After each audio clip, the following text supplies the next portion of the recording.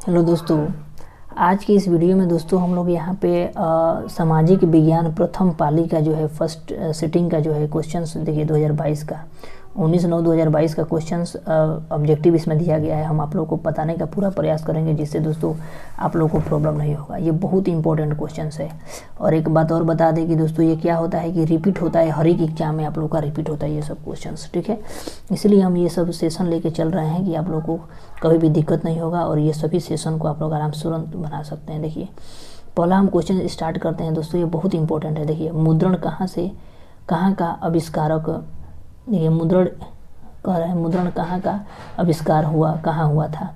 तो ये जो है चीन में हुआ था। मुद्रा हम लोग का स्टार्ट होता था सबसे पहले चीन में हुआ था। फिर कह रहा है कि विश्व का प्रथम पेपर मिल की स्थापना कहाँ हुई थी। तो पेपर मिल की स्थापना भी चीन में हुई थी, ठीक है। उसके बाद नेक्स्ट क्वेश्चन हम लोग का कह रहा है कि 95 थीसिस किसने लिखी थी। तो ये जो है मार्टिन लूथर ने लिखी थी। उसके बाद कह रहा है कि मीरात उल अखबार के संस्थापक कौन थे। मीरात उल अखबार के संस्थापक कौन थे। तो ये थे राजा राम मोहन राय। उसके बाद फिर कह रहा है कि कौन तापीय विद्युत परियोजना बिहार में है। तो इनमें से सभी है। देखिए तापीय योजना जो है सभी है। देखिए कोहलगांव जो है तापीय विद्युत परियोजना है, कांटी है, और ये जो है नबीनगर तापीय विद्युत परियोजना, ये सब सभी जो है कहाँ है तो अपना बिहार में है दोस्तों। उसके बाद हम लोग फिर नेक्स्ट क्वेश्चन देखते हैं। फिर हम लोग दोस्तों नेक्स्ट क्वेश्चन देखते हैं, ऑल इंडिया रेडियो का नाम बदलकर आकाशवाणी कब किया गया था। तो 1957 में ऑल इंडिया का नाम बदला गया था। उसके बाद कह रहा है कि एल्युमिनियम किस खनिज से संबंधित है। तो एल्युमिनियम जो है हम लोग का बॉक्साइट से संबंधित है। एल्युमिनियम किससे संबंधित है, बॉक्साइट से। उसके बाद नंदा देवी राष्ट्रीय उद्यान कहाँ है, तो उत्तराखंड में है, ठीक है। उसके बाद कह रहा है नरेगा शुरू हुई थी। नरेगा कहाँ शुरू हुई थी, तो आंध्र प्रदेश में शुरू हुआ था। उसके बाद फिर कह रहा है कि निम्नलिखित में से कौन सा गैर आर्थिक आधारभूत संरचना का अंग है। तो ये जो है शिक्षा है। उसके बाद कह रहा है कि विश्व स्वास्थ्य संगठन WTO की स्थापना कब हुई थी। तो 1995 में हुई थी। उसके बाद कह रहा है ब्रांडलैंड आयोग संबंधित है। तो ये सतत विकास से संबंधित है। उसके बाद फिर नेक्स्ट क्वेश्चन कह रहा है हम लोग का कि प्रथम राष्ट्रीय मानव विकास रिपोर्ट किस प्रधानमंत्री के कार्य में जारी हुई थी। प्रथम राष्ट्रीय मानव विकास रिपोर्ट तो मनमोहन सिंह के समय में। उसके बाद नीति आयोग का गठन कब हुआ था। नीति आयोग का गठन जनवरी 2005 में। नीति आयोग पहले योजना आयोग था, अब यह नीति आयोग में बदल गया 2015 में बदल गया है, जनवरी 2015 में दोस्तों। और इसका जो है प्रधान कौन होता है, तो प्रधानमंत्री होता है। उसके बाद फिर नेक्स्ट क्वेश्चन कह रहा है कि भारत में सर्वप्रथम राष्ट्रीय आय का अनुमान किसने लगाया था। तो ये दादा भाई नौरोजी ने राष्ट्रीय आय का अनुमान लगाया था। उसके बाद कह रहा है फिर नेक्स्ट क्वेश्चन ग्रामीण बैंक के संस्थापक कौन है। तो ग्रामीण बैंक के संस्थापक बिमल जलान है। उसके बाद बिहार में अति जल दोहन से किस तत्व का संकेंद्रण बढ़ा है। तो आर्सेनिक का बढ़ा है। उसके बाद कह रहा है चिपको आंदोलन के प्रवर्तक कौन है। तो सुंदरलाल बहुगुणा। तो सुंदरलाल बहुगुणा जो है चिपको आंदोलन के कौन है, प्रवर्तक है। उसके बाद निम्नलिखित में से कौन सा अनवीकरणीय संसाधन, जीवाश्म ईंधन जो है अनवीकरणीय है। देखिए नवीकरणीय उसे देखिए अनवीकरणीय उसे कहते हैं जो एक बार उत्पन्न हुआ है फिर अंत मतलब कुछ दिन के बाद ये समाप्त हो जाएगा। लेकिन नवीकरणीय उसको कहते हैं कि फिर हम उसको मतलब निर्माण कर सकते हैं। जैसे सौर ऊर्जा को हम लोग कभी भी जल्दी खत्म नहीं होगा। सौर ऊर्जा चाहे जल विद्युत योजना चाहे पवन विद्युत योजना, ये जो है हम लोग का खत्म नहीं होगा। तो इसको क्या बोलते हैं, हम नवीकरणीय बोलते हैं। और अनवीकरणीय उसको बोलते हैं जो कभी बहुत सैकड़ों मतलब उसको बनने में बहुत टाइम लगा हो और कुछ दिनों के बाद वो समाप्त भी हो सकता है। उसके बाद नेक्स्ट क्वेश्चन हम लोग दे रहा है कि भारत में प्रथम जल विद्युत संयंत्र की स्थापना कहाँ हुई थी। तो ये हुआ था शिव समुद्रण में हुई थी। उसके बाद कह रहा है बिहार का सर्वाधिक जनसंख्या घनत्व वाला जिला कौन है। तो पटना है। उसके बाद फिर कह रहा है कि भारत में मुख्यतः किस प्रकार का कोयला प्राप्त होता है। तो बिटुमिनस प्राप्त होता है। उसके बाद दोस्तों नेक्स्ट क्वेश्चन हम लोग का कह रहा है बिटुमिनस। उसके बाद कह रहा है कि भारत में सर्वाधिक वर्षा कहाँ होती है।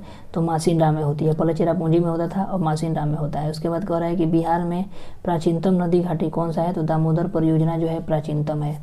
उसके बाद फिर कह रहा है दोस्तों कि सहकारी साख समिति कानून कब पारित हुई थी। तो 1904 में सहकारी साख समिति 1904 में प्राप्त हुई थी। फिर दोस्तों नेक्स्ट क्वेश्चंस कह रहा है हम लोग का कि भारत की वित्तीय राजधानी किस नगर को कहा जाता है। मुंबई को वित्तीय राजधानी मुंबई होता है। और हमारा भारत का राजधानी कौन सा है तो दिल्ली है। और वित्तीय राजधानी कौन सा है तो मुंबई। उसके बाद कह रहा है कि भारत के सकल घरेलू उत्पाद में किस क्षेत्र का सर्वाधिक योगदान है तो सेवा क्षेत्र का। मतलब सेवा क्षेत्र में जो है सकल घरेलू उत्पाद में सेवा क्षेत्र का सबसे अधिक योगदान है। एकदम मतलब सबसे मतलब गया गुजरा मानिए तो एक कृषि क्षेत्र का है। उसके बाद कह रहा है सेवा क्षेत्र में, देखिए हम लोग का सेवा क्षेत्र में आ सकता है कि कोई भी चीज़ को जैसे हम लोग जैसे मान लीजिए कहीं सर्विस कर रहे हैं उसको सेवा क्षेत्र हो जाएगा। उसके बाद फिर कह रहा है कि स्वर्ण आभूषणों की शुद्धता को सुनिश्चित करने के लिए किस मान्यता प्राप्त चिन्ह का होना आवश्यक है तो हॉलमार्क होता है, हॉलमार्क का, ठीक है। उसके बाद कह रहा है कि उपभोक्ता संरक्षण अधिनियम लागू हुआ था तो 1986 में हुआ था, उपभोक्ता संरक्षण अधिनियम लागू हुआ था। और उसके बाद बिहार का शोक किस नदी को कहा जाता है तो कोसी नदी को। उसके बाद फिर कह रहा है कि यहाँ पे महासागर की तली पर होने वाला कंपन का संबंध है सुनामी से। उसके बाद नेक्स्ट क्वेश्चन हम लोग का कह रहा है कि संसाधनों की खोज एवं प्रबंधन के लिए किस उपग्रह का उपयोग किया जाता है तो कह रहा है कि सुदूर संवेदी उपग्रह का। उसके बाद मोपला विद्रोह कहाँ हुआ था तो मोपला विद्रोह जो है केरल में हुआ था। उसके बाद फिर कह रहा है कि भारत की प्राचीनतम कोयले की खान कौन है तो रानीगंज जो है कोयले की खान है, प्राचीनतम जो है रानीगंज। उसके बाद देखिए अगला क्वेश्चन कह रहा है कि बोनस भुगतान अधिनियम किस पंचवर्षीय योजना के दौरान हुआ है तो तृतीय पंचवर्षीय योजना। फिर भारत में पहली जूट मिल कहाँ स्थापित हुई तो कोलकाता में। भारत में पहली जूट मिल कोलकाता में। तो उसके बाद क्या कह रहा है कि पावरलूम का आविष्कार किसने किया है तो एडमंड कार्टराइट ने। उसके बाद फिर कह रहा है कि राष्ट्रीय श्रमिक संगठन का मुख्यालय कहाँ है तो जेनेवा में है। उसके बाद फिर कह रहा है हम लोग का कि सिंगापुर कब आज़ाद हुआ था तो 1965 ईस्वी में आज़ाद हुआ था। उसके बाद फिर नेक्स्ट क्वेश्चन कह रहा है भारत सदस्य नहीं है तो ओपेक का सदस्य नहीं है। उसके बाद फिर नेक्स्ट क्वेश्चन से भारत में सबसे बड़ा मानव निर्मित जलाशय है गोविंद बल्लभ पंत।